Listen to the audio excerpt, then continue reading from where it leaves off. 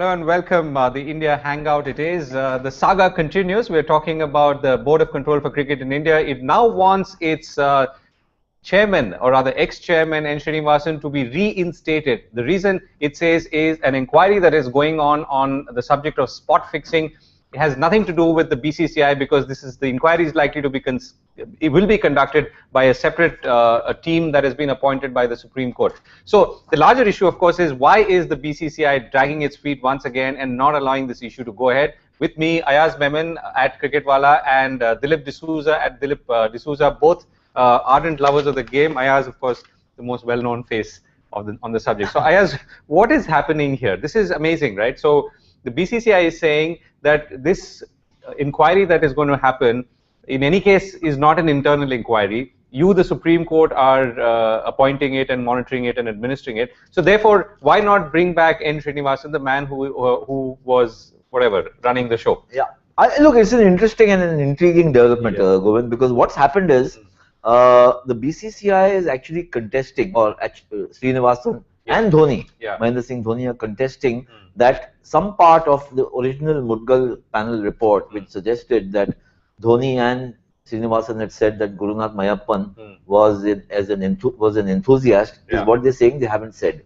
So first of all, they don't want that envelope with 12 names and 13 names and that conversation to be opened without them having had their say, access to it and complete scrutiny. So that's one part. The other part is the Supreme Court first asked them to institute an internal panel.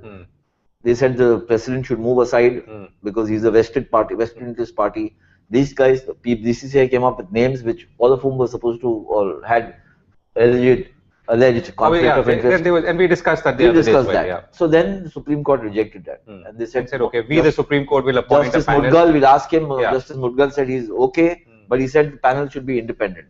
It can't be appointed by the board. The Supreme Court should appoint it. Right. So you have Mukul Mudgal, L. Nageshwara Rao and Nilay Datta, 3 people. Those were the original 3. Now Justice Mukul Mudgal has said that he wants somebody from the Delhi police and from the Mumbai police to assist him. So there will be 3 plus maybe 2 more.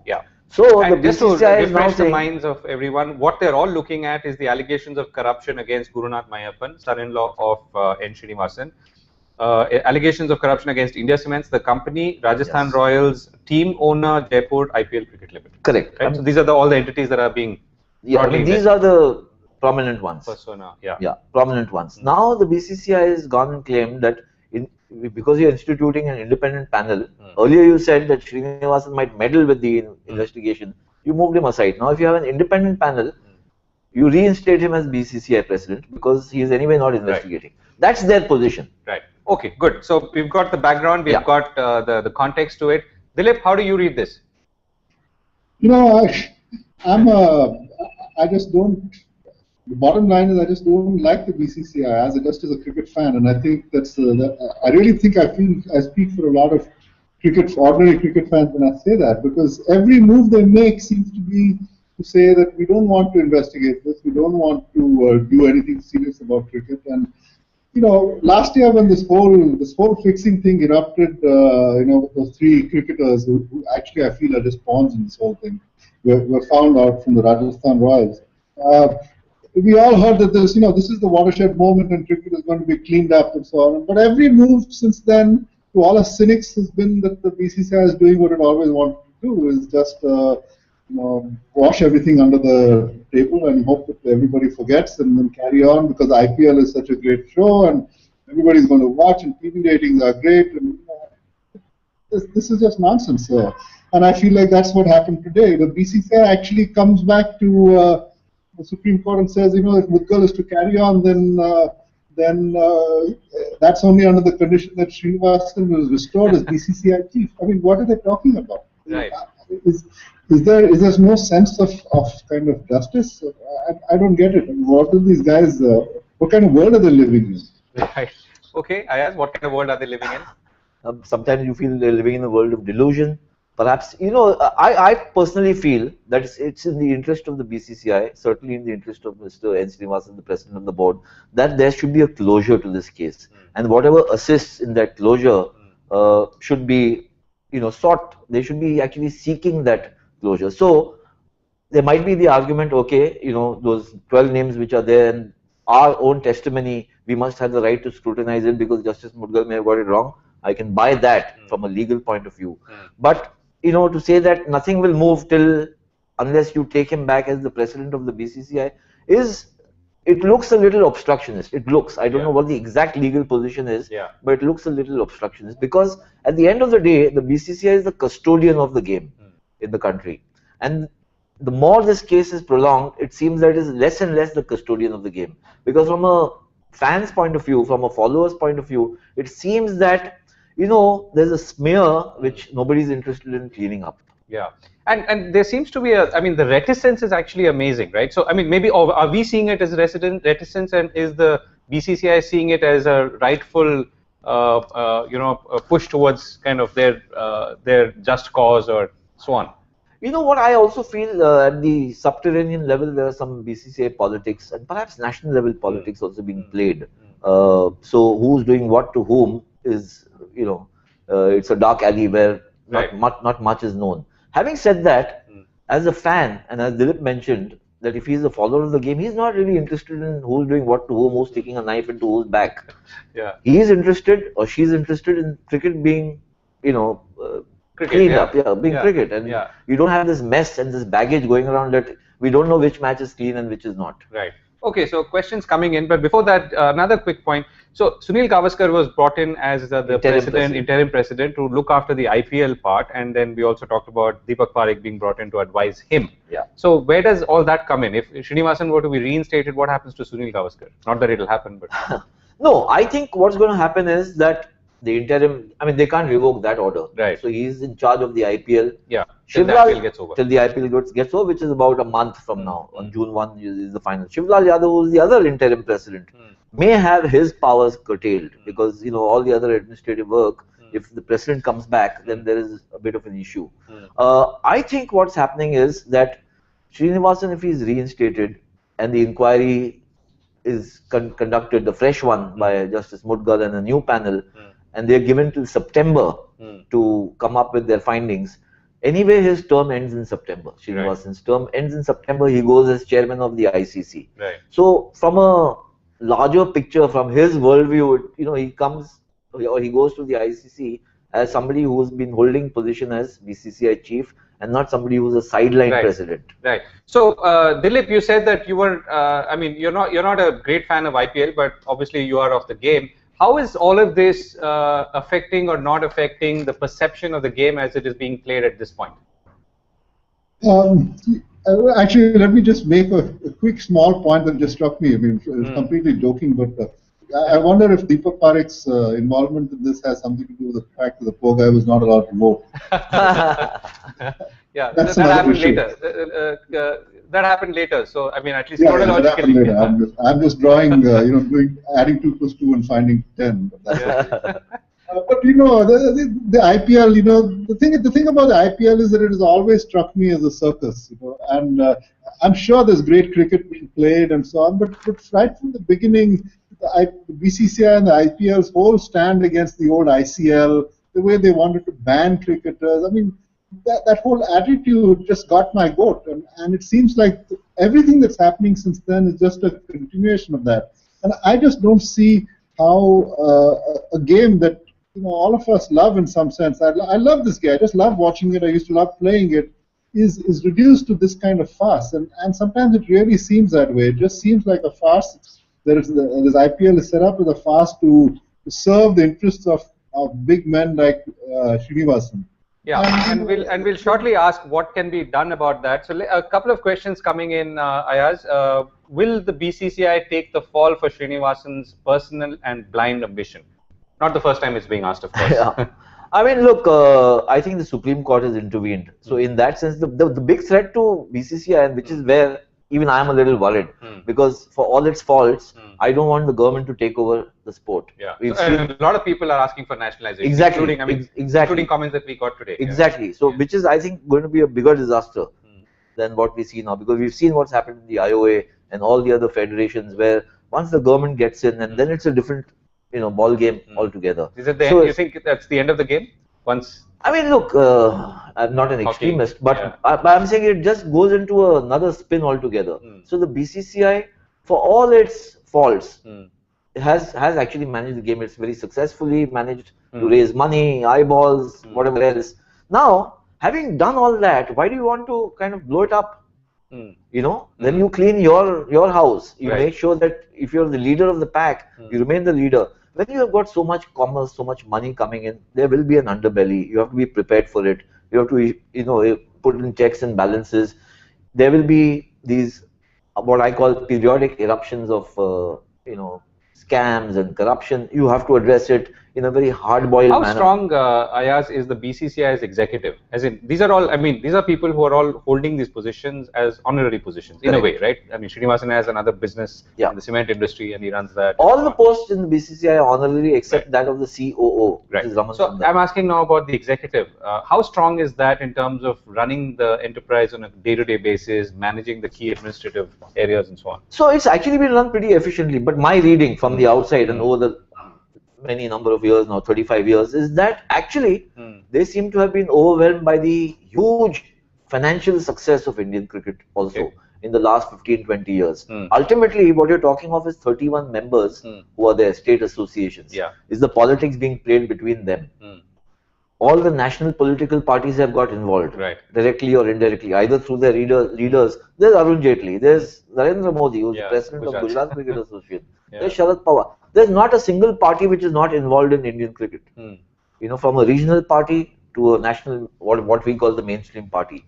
So I think it's got a little consumed by its own success, and they haven't been able to professionalize their own administration much as they would have liked. So, and then you've jumped from, you know, what was a regular test and one-day scenario into the IPL, which is a, you know, league, which now a multi-billion-dollar league. And then it's been hugely successful. And in trying to keep themselves powerful and relevant, they've forgotten that there might be issues that come up because of so much money being there. It's become like the Wild West. You know, it's like real estate development, which has happened across the country. So all kinds of people get in. When there was a boom in the film industry, all kinds of unsavory people got in. You have to be prepared to face those challenges. You can't wish them away. I don't think they've done this adequately. So Dilip, you know, time and again we talk about how it should be sportsmen who are running a body like the Board of Control for Cricket in India, or cricketers in this case. It's an ideal situation. What could be the way to reach that ideal situation? Because you need steps, and each step will obviously have its own complications and challenges. Well, first of all, I'm not convinced that having only sportsmen is the answer, because sportsmen can be compromised just like the rest of us. Why should they be clean? Sure. But the only advantage they have is that they know the game. But I'm not sure that makes it clear that they know how to run an organization like the BCCI. So, but the trouble really is the issue of getting clean people to run this, you know, I think what Ayaz was alluding to is perfectly right. When you have a huge explosion of money in business, it's natural that you're going to have an erosion of ethics and values, and I think that's true not just with the BCCI, but I also think it's true of a number of other fields that in our country. We talk about corruption and so on all the time, and I think BCCI is a kind of microcosm of that. So I think the only way out really is to right now, way out is to just let Mudgal have a free reign, and then look at his recommendation, be open about those 13 names, investigate them, and then, you know, come clean to the public about what has been happening in the BCCI and to the extent possible in the last few years. So, and what about Srinivasan being reinstated? Does that make sense? Because logically, it would seem that if the you know, the inquiry is now completely out of the BCCI you know, boundary, so to speak, then he could well be back. But on what grounds? I mean, he's already had amazingly strict, amazingly critical strictures passed against him by the Supreme Court. I mean, if he had any sense, he would say, I want to stay out of this till I'm cleared. So it's clear that he's not going to do that. He said that what? I'm saying it's clear that he's not going to do that. He's not going to do that. Yeah. So I mean, then I don't have any. I guess I don't have any control over this, or I have no say in the matter. But it just seems ludicrous to me that the man is going to be reinstated while an inquiry into his very own doings, and it's clear that he's one of those 13 names is on. Right. I mean, there's no other precedent to this kind of thing as far as I can tell. Right. Sesha asked Ayaz, so has politics taken over the sport for the money being involved? Perhaps picking up from your point about money being involved, so much money being involved. Yeah, I mean, look, everybody wants to get into the game in India because it's got a massive mass contact. Yeah. If you're into cricket administration, you're dealing with, and that's why the politicians want to get in. Then there is obviously the money power. Then there is the development of stadia, which is kind of linked to real estate development, as we know. I wanted to just mention a couple of things, and Dilip, who follows tennis, you know, he plays tennis too, and he follows actually all sports. He'll probably bear me out. So I think players should get into the sport, in the running of the sport. Whether they actually become the president or not is not the issue. Sure. But players who have a serious kind of inclination towards it, not just for the heck of it. It's happened in tennis, it's happened in golf. The reason being, look, in India, when we say that no cricketers involved, we don't even have a players association. Everybody's so well fed that they don't even need to think that there must be a special interest group like the Players Association, which looks after the welfare of the players and obviously also the welfare of the sport. There's a defunct Players Association from the 80s. It's just been dysfunctional. Perhaps it's dead and gone. We don't know. Like the Association of Tennis Players or the golf, the union which is run by international players, there is a certain amount of sanctity which comes in. I'll tell you why. Suppose there are allegations of cheating in tennis which have come up, and there was a top 10 ranked player who was under scrutiny. The players themselves were the first to kind of it's a self-regulatory It's a self-regulatory to the extent it is. It's not that the best practices of the ATP are defined only by the players. There are other people, professional managers, who are also used. So the BCCI, now that it's getting 75% of the total revenue and the eyeballs, needs to look at it more constructively rather than saying, it should be a closed kind of a group which is running the sport. Right. So I'm going to come to Dilip in a second and ask him about the tennis angle and what lessons, if any, can be learned from there. Another question I asked, has the BCCI become too used to having its way? They bully international cricket organizations and now they're trying it with the Supreme Court and failing. Well, yeah. Look, I think the bullying aspect is a bit of a, I think it's perhaps a little overstated. Okay. I haven't, in my experience, ever seen. It's played only by 10 countries, of whom 4 or 5 are really the big guys in terms of spectatorship and in terms of money. So it's India, Australia, and England, really. There's no money in Sri Lanka. Yeah. There's no money in New Zealand. There's no money in South Africa. There's no money in Pakistan. These are all dependent on the other 3 countries. And Zimbabwe and Bangladesh. Bangladesh may have a little money, but Zimbabwe certainly has no money. West Indies has no money. So all these cricket boards are actually dependent on India playing them at some stage, wherever, because they make some money and they keep the sport alive. So they've had this little new structure coming in place, the group of 3, or the big 3 as it was called, India, England and Australia, teaming up, playing more against each other, raising the revenues, and therefore also increasing the revenues for the others. But in my experience, 50 years back when I started following cricket, England used to call the shots. There came a brief spell when it seemed that Australia would call the shots because they were the best team. But they didn't have that resilience to generate that kind of money. And finally, it's the audiences, which are all right here. In the globalized society, and driven by commerce, the model authority still rests with the MCC, which makes the laws. But all other authorities now, I mean, the mecca of cricket is now either Eden Gardens or Wankhede Stadium or whatever you want to make of it. Right. So, Dilip, were a similar situation to occur in the world of tennis, how would it evolve, or how would it be different, if at all? Well, actually, I think, again, it's the point that Ayaz made. The players in tennis, and it's not just retired players, active players are very, very much part of the ATP. And in particular, with this whole drug issue in recent times, there's been Davydenko and a couple of other names whom I'm forgetting, whom the players have had to face up to. There is this issue in our sport, and they have faced up to it. And I think that's the reason I think that worked there is that the disapproval or whatever peer pressure, if you like to call it, of the guys you're playing against every day, it matters a lot to you, and maybe matters a bit more than some guy from outside the sport telling you that this is a wrong practice. So I mean that's a terrific model, and I really think that if the current players, if some of the good players can get together and form such an association, and I don't think it necessarily needs to be just Indian. that would be terrific for the sport. And if you can add to that, I mean, I can think of so many names of people recently retired or ex-cricketers of like I would think of somebody like Majrekar, I would think of somebody like Rahul Dravid, all these guys who have built up a certain credibility and reputation for both knowing the game and caring about the way it's run. And I think that if they got involved somehow in the running of cricket, it would be a big thing. Just like I think tennis has managed to remain relatively clean, and that's the way it should happen in cricket too. Yeah. Ayaz, there's a question. If Srinivasan is back in charge, will there be a repetition of events like spot fixing?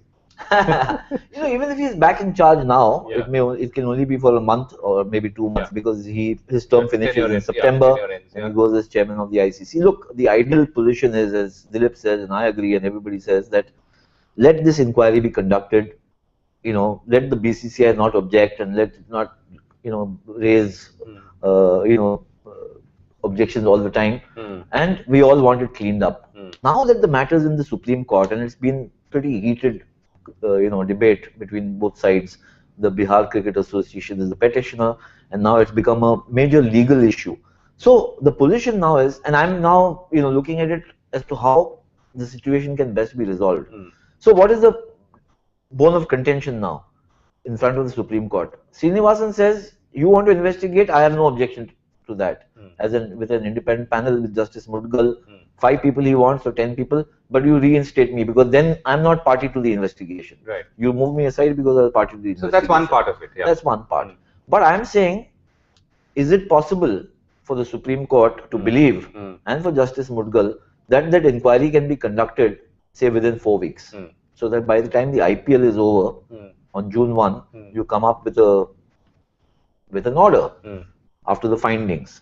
So that there are still 2 months remaining for his tenure, and if he is found in whatever way on the wrong side of the law, then he still does not get off scot-free till his term expires.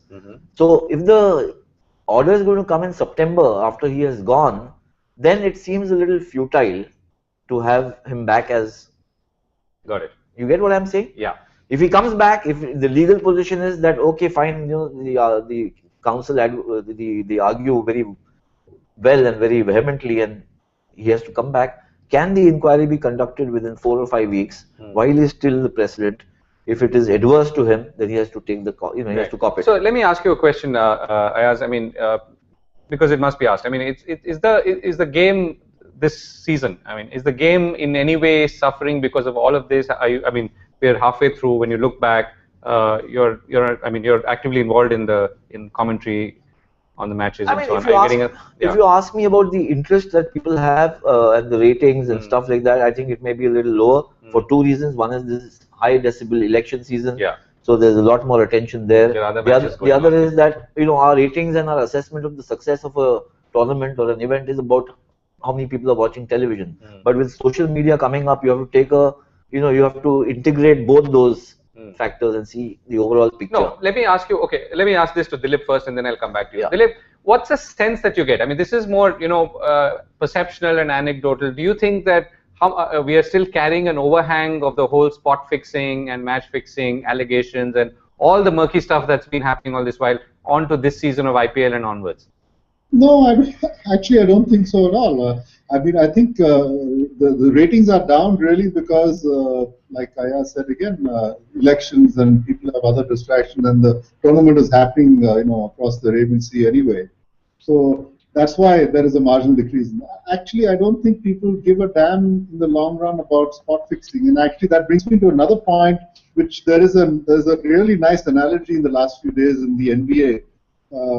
I really wish the players would get up and say something about this, because they're the ultimate people who people will listen to. In the NBA recently, just in the last 2 or 3 days, there's been this huge scandal because the owner of the LA Clippers has been found saying these really crazy racist remarks about black players, whom he actually employs. And so the NBA, the players actually went to their next game. The LA Clippers went to their next game with their warm-up jerseys worn inside out so that you can't read the name of the team. Right. And so it was a really remarkable protest just to show that they didn't want to be associated with this kind of sentiment. I wish some of the IPL players would do something like that. Go with a black armband or refuse to wear their numbers or something like that. Yeah, without sponsorship. I said only bands I can think of are the ones with sponsorships. Yeah, that's the problem. So I think money talks, and a lot of these guys don't want to rock the boat, and so I really wish it was different. Right. I wish some of the players would have the fiber to speak up and say that we don't want a game that's run in this fashion. So lots of more questions pouring in actually. Why are they so scared of Srinivasan? We have an Arun Jaitley and a Narendra Modi representing their associations. Asked Shruti. Then there's another one. Why does he have to be the president? What is the obsession? Can he not wait? Or is it about running the money machine? Or is it something else? I mean, I don't know. It's about the money, or it's about the power, or it's about, perhaps he's just self-righteous about it, that he's actually done no wrong. Yeah. Unfortunately for him. Yeah, no one else believes him. No, unfortunately for him, the fire started in his backyard. Yeah. Suppose it was not Gurunath Mayappan, somebody else from, say, the Chennai Super Kings, hanger on. Yeah. It wouldn't have been so disastrous for him from a public perception point of view. And I love this question. Anil Mangla says, should shareholders of India Cements sue Srinivas? Each time the court pulls him up, the stock slides. But I just wanted to mention follow up on what Dilip mentioned. Actually, Dilip, there is a feeling amongst the players, maybe not articulated enough or loudly enough. But if you remember at the start of the season, even somebody like Stephen Fleming said, this thing is hanging over our heads. And he's the coach of the Chennai Super Kings. He's been a player in the past. So it's not that the players are oblivious of what is happening. And I think in the longer run, you may not see a dramatic slump in the following for the IPL or Indian cricket or cricket itself. But if this continues interminably, then there is a certain threshold beyond which people are going to say, look, I'm actually fed up, So like it happened in the LA Clippers instance, there's been a brouhaha about these racist things, and suddenly now there's action being taken, things are being set right.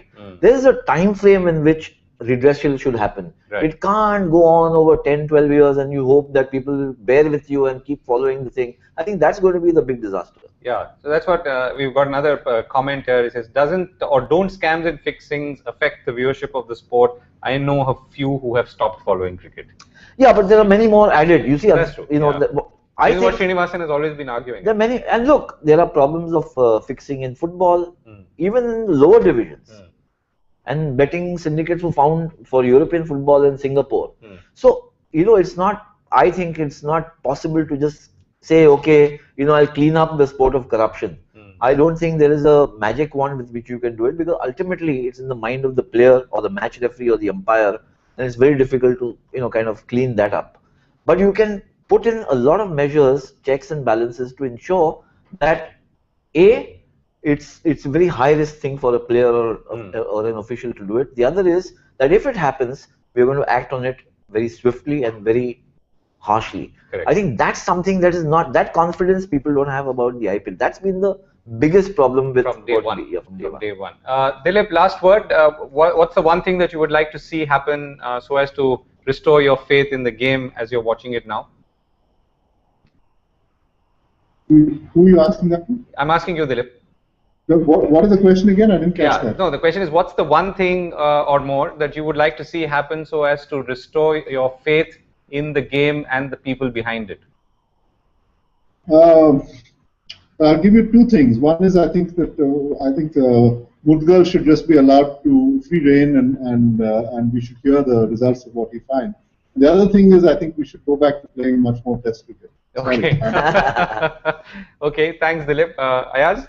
No, I think I agree with him on both counts. I'm saying Mudgal should be given a free reign, be given a time frame. Well, last time we discussed this, you reeled off statistics to show how performance was actually improving in Test cricket despite. That's a different argument. We'll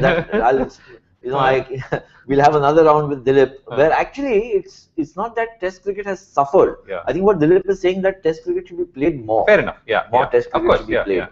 So yes, Justice Mudgal needs to be given a free reign. Set up that panel ASAP. and give him a time frame. And frankly, And Srinivasan? and I think then it becomes incidental. Look, I would be happy if Srinivasan says, keep me out of this, finish your investigations.